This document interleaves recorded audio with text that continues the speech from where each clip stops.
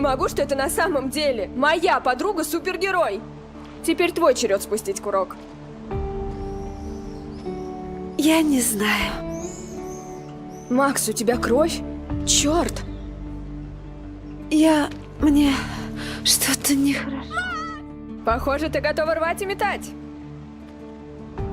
Я что-то не уверена. Ты боишься, что ли? Ой, хнык-хнык, Макс боится. Я знаю, ты справишься. Я с тобой. Давай, чтобы я гордилась. Просто в очередной раз люди подводят меня. Мне нравилось носить этот ствол. Теперь у тебя есть я.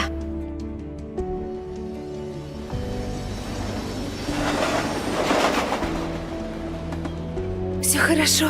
Ты снова спасла меня. С ума сойти. Мы теперь навеки связаны. Черт, едва принесло. Не рада, что я затащила тебя в такие безлюдные дебри на краю света? Было круто побывать в твоем убежище. Но мне нужно успеть хотя бы на последние Раз пары. уж ты у нас таинственный супергерой, я буду твоим верным спутником и компаньоном. Моя сила не может быть вечной, Хлоя. И ладно, зато мы можем. Навсегда.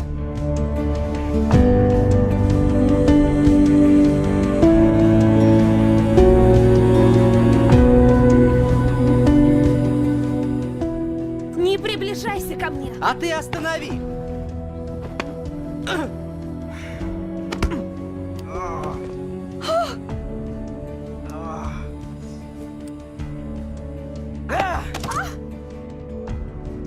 Отвали от меня!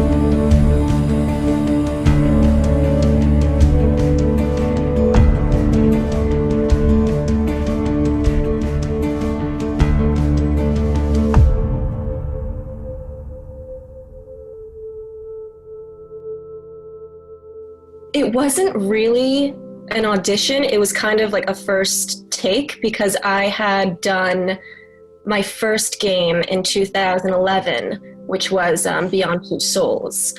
And I had been filming that, you know, sporadically over the course of 2 years at that point. And then someone who was working at Quantic Dreams was also friendly with people at Dontnod.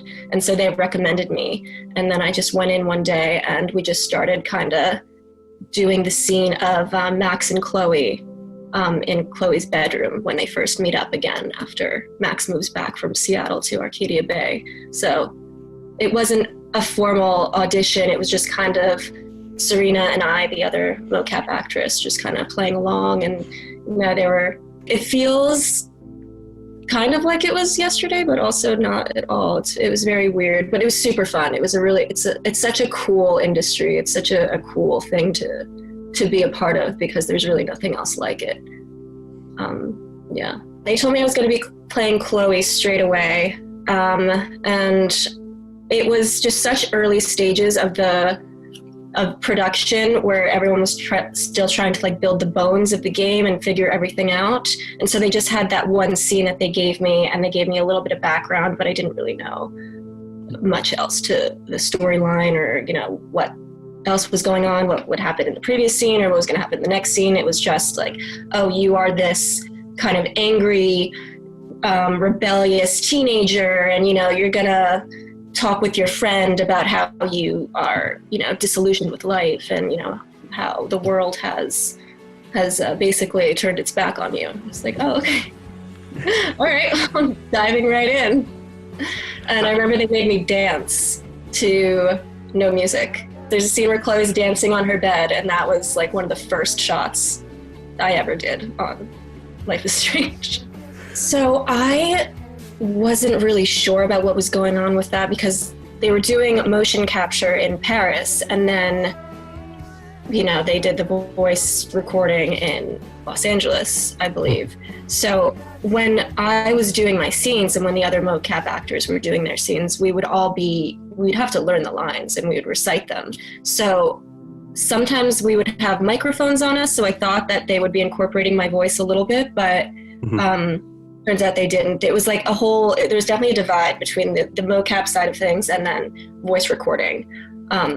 So yeah, it was a little bit vague at the time. She was like everything that I wanted to be as a teenager, just like looks wise, you know, the punky blue hair, the tattoos on her arms. Just, I loved that kind of grungy look, and I always wanted to pull that off when I was, you know, in my younger days. Because I was like 17 when we started, so that was right up my alley. Speak as Chloe, I thought our voices were kind of similar, actually. So when I heard it, I thought it was really fitting. There was a little bit of me that was kind of bitter that I didn't get to do the voice acting, because I felt like that I would have been able to tap into the character a lot more and have a deeper connection with Chloe, rather than just being like the vessel. But yeah, no, Ashley Birch did a really good job, so I can't be too mad. They were super, super awesome, so hands-on with everything. They were such a great team, and they did a lot of the physical work as well. They, you know, really broke down everything that was going on in the scene, like before we'd start shooting. And then as we were shooting, they were like running around trying to get all the props together. Like, you know, at the end of the day, they would be sweaty and exhausted. They were like super, super hard workers. And I really, really liked working with them. They were great. It was super fun to work with her on that, because when we met on the set of Beyond Two Souls, we didn't shoot that much together. We had like half a day of shooting, or maybe one full day of shooting together, so I didn't really get to know her that well. But then throughout, you know, filming Life is Strange, it was really cool. She really embodied Max very well. Like, even when we were not shooting, her personality was very demure and sweet and, you know, kind of effortlessly cool, or like cool, and she just didn't know how awesome she was. And so I thought we made a really good team. That she was really awesome too.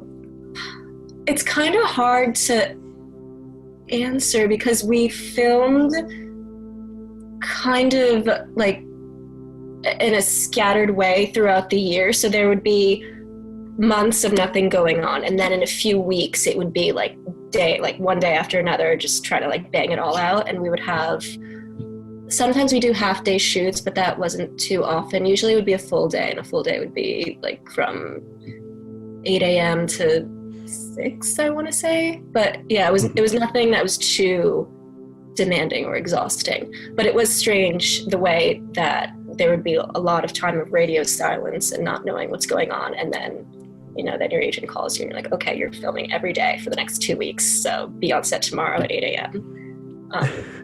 Yeah. I didn't know when the games were really coming out, because I had moved to New York by that time, and then it kind of all started happening on social media, where people were just hitting me up out of the blue. Like one day I woke up and I just would have a bunch of messages and follow requests and, you know, DMs and stuff like that. I was being tagged in a bunch of pictures, and then it's like, oh, okay, so this is starting to become a thing. That's cool. Yeah, no, it was really cool to have a taste of 2 different studios. Dontnod was really, I want to say Dontnod was really sweet, because it felt like they were such a tight-knit family. Quantic Dream was just such a bigger studio. And I mean, it's really hard. They were both so great. But I would say that working with Quantic Dream was a lot more time-consuming and physically demanding, and a lot more technical. Probably Chloe Price. Yeah, she was more challenging because she was so nuanced, and I would get little sections of the script and I would try to get, you know, I would try to form an idea of who she was and what her motivations were, and there's just so much depth to her character that I still feel to this day that I wasn't able to fully grasp. But she was a very complicated one, and yeah, she was very near and dear to my heart. And it was hard to be, the bitter, angry, kind of full of animosity girl, but also try to bring some warmth and to get players to sympathize with her and to kind of feel the pain that she was actually going through internally. So that was kind of an interesting balance to try to bring to the table. Yeah, I think I could have maybe focused a little bit more on her background and a little bit more on where she comes from, because at times she can come off as quite aggressive, and it can be a little bit off-putting. I think if they focused maybe a little bit more on her softer side, that would have been cool to see, just to tap into empathy with the players, and that she wasn't just this crazy rebellious drinking, weed smoking anarchist. Okay, one really funny scene to shoot was when it was a scene where Max and Chloe are shooting cans, and Frank comes out and he gets all upset, and Chloe sees that Frank is wearing one of Rachel's bracelets, and she's like, where did that come from? And there's an option that Chloe dies in that scene where Frank stabs her, and that was really fun to shoot because the guy who was doing the mocap for Frank was really good. When he stabbed me, he had this really evil look in his eyes. It was just it's like he was just seeing red, and he lunges at me screaming, and I really think he's coming to attack me. So I run away, and I run to the other side of the studio, screaming like a little girl, and everyone laughed. And that was very memorable. It was really fun. Awesome. So I did Chloe, I did Victoria, and I did Kate Marsh. And then I did other just random high schoolers, because they just needed to have different body languages and just different body languages for different characters. So yeah, that was fun. Playing Victoria was a lot of fun. Oh, she was so snarky. She had such an attitude. It was like I just pretended that I was in Mean Girls or something, and I just went with that. It's like Regina George, just try to be as mean as possible, absurdly mean. Yeah, it sucked. I hated being mean to Serena. She has the sweetest face, and I would just sit there oh, you want to get through? Yeah, the Max and Chloe relationship. I loved how the story progressed, that their relationship got so much more. They just delved back into each other after being separated for so long, and I love to see Chloe kind of slowly open up to Max again, and the way, and lean on her in the way that she needed her when she had been gone. It was really cool to flourish with that, and to be a part of that developing relationship. I really liked it. I remember our kiss scene was very interesting to do, because at the very end there's two. Yeah, I think there's two scenes where they kiss, and we didn't know that was happening until we were there, and we were 5 minutes away from it. And it's really hard to get close to anyone when you're doing mocap, because you have all these sensors on you, and moving your body in a certain way can kind of mess up the sensors, and they won't be able to capture your body movements perfectly. So we had to be very intimate, but also have our bodies be far apart at the same time. So that was an interesting one to do. No, we kind of just both waited for it. Yeah, that kind of just was sprung on us that morning, and so we just waited for it. But we didn't actually like touch lips. We just, again, we had to pretend to be very loving and caring, and but also physically we were like removed, and we would just tilt our heads to different ways. And then they were like, "Oh, okay, it's cool. We can like make you guys get closer when we." I liked Chloe's stepfather, actually. Oh, well, actually liked is a strong word, but I definitely was intrigued by his character because I thought he, similar to Chloe, was also very misunderstood, and he came across a certain way. And there was definitely a softer, sweeter side to him, and he actually did care a lot about Chloe. Yeah, also Victoria. Just the mean girl, you're always kind of like, what's your deal? I love it when they're walking on the tracks together. I just thought that was a very wholesome moment. And then, there's so many. I love the diner scenes because I loved pretending to be in a diner while doing mocap. That was such a funny, like, that was such a weird thing to do. And I also was Jody when we were doing diner scenes too. It was Chloe's mom. Joyce, sorry.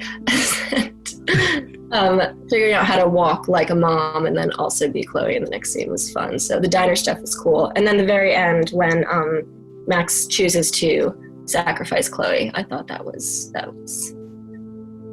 a really, really, really cool ending. All my friends who play the game or play any game where there's an option to kill me, they don't think twice, they kill me. Go Chloe. Yeah, it's definitely a bummer because I feel like I have reached such a peak with those games, and I would love to go back to them. And it was kind of a bummer to not be asked to come back because I really would have loved to delve back into that character again, and just to be part of that world. It's the coolest job I've ever had. So yeah, definitely disappointing, but no super hard feelings. I haven't played it. I was going to, and then I remember just being in New York City and taking classes and going to college and then trying to find a part-time job, and it felt like that life was like so far behind me. And then I felt like if I would go back into it, I would get kind of bummed because I would miss it so much. But yeah, I like watching other people play. When PewDiePie played Life is Strange, I watched that whole game, and that was really cool. I didn't know they were gonna completely model her after me. I thought they just needed a body to be, you know, an android, and not a super important android. And then once I started filming more, and you know, it was a more intense process because they put the sensors on your face, and that added a whole other layer to motion capture acting. And then when I finally saw the character, it was super cool. It was kind of freaky, but definitely cool. They had my voice for bits of it, and then other bits they had another voice actress to do like the main menu. I didn't know what was happening. I thought it was a similar thing to Life is Strange, where I thought maybe I was going to be doing the voice because I was still, reciting all the lines and everything, and we were doing a bunch of takes.